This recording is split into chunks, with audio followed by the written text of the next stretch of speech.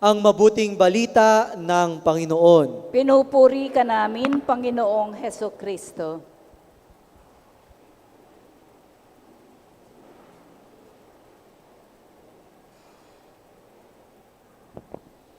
Si Elizabeth pala at si Zacarias ang mga magulang ni Juan Bautista. Kaya pala si Juan Bautista ang naging tagapaghanda ng daraanan ng Panginoon. Sapagkat matindi rin pala ang pinagdaanan ng kanyang mga magulang pagdating sa pananampalataya bago pa dumating si Juan Bautista sa buhay ng mag-asawa.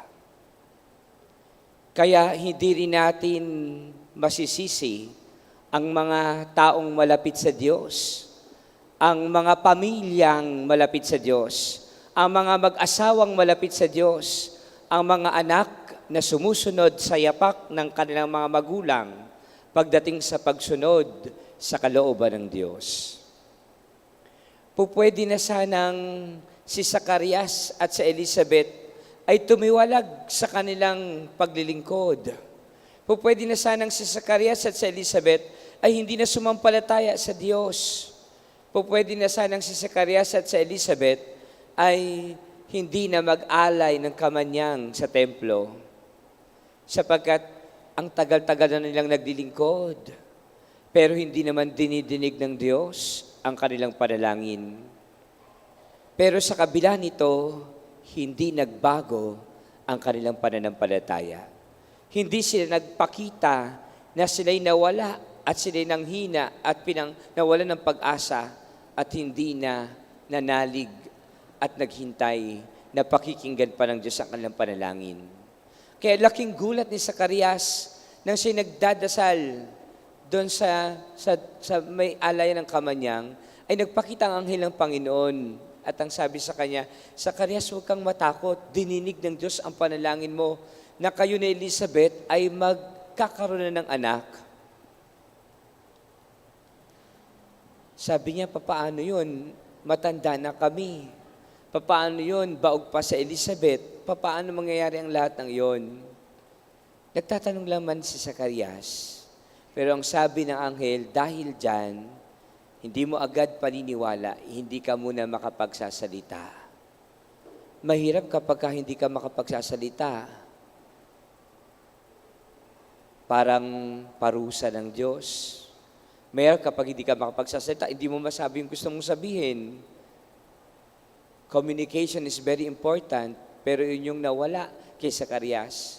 Pero hindi yun naging daan para magalit siya sa Diyos. Hindi yun naging hadlang para hindi siya sumampalataya sa Diyos. Kundi ito pa ang naging tulay upang sa katahimikan siya ay makapagnilay, makapagdasal, at makita ang kabutihan at kadakilaan ng Diyos sa kanilang buhay. Na sa matagal na panahon na kanilang paglilingkod, sa matagal na panahon na kanilang paghihintay, sa matagal na panahon ng kanilang pagiging tapat, ito ngayon, dininig ng Diyos ang kanilang panalangin. Kaya siguro si Zacarias hindi makapagsalita pero nakangiti sapagkat nag-uumapaw sa kanyang puso ang kagalakan, nag-uumapaw sa kanyang puso ang pagpapasalamat at lalo pang naging matatag at matibay at malalim ang kanyang pananampalataya sa Diyos. At hanggang sa dumating na ang sanggol na si Juan Bautista na kanilang pinakahihintay. Mga kapatid, ano ang nais iwanan sa atin ng Panginoon? Ikaw ay aktibo sa choir, aktibo sa lay minister, aktibo sa Divine Mercy, aktibo sa lector commentator, sa collector o ano pa mong samahan. Pero minsan ba sa mahabang panahon na ikaw ay may hinihingi sa Diyos at hindi pinagkaloob sa iyo, nagtampo ka ba? Nagduda ka ba?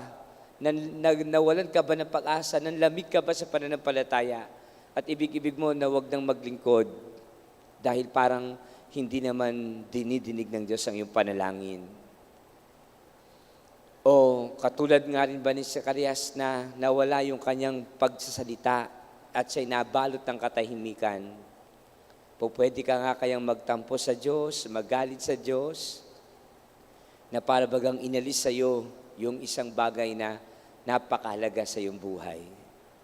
O katulad ka rin ba ni Zacarias, na naging daan yung mga pagsubok, ang mga problema, ang mga hadlang na ating nakikita, pero ito pala ang maging daan upang mas lalo pang maging bukas ang ating puso, upang magpasalamat sa Diyos at kumilala sa Kanyang kadakilaan.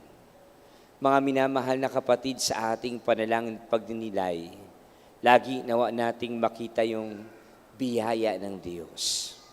Nilingap ako ng Panginoon, inalis ako sa aking kadustaan, sapagkat napakaraming pagkakataon na sana'y nakita at naramdaman ko at tinanggap ko ang biyayang ito, pero maaring akin lang binaliwala at isinantabi at sinayang.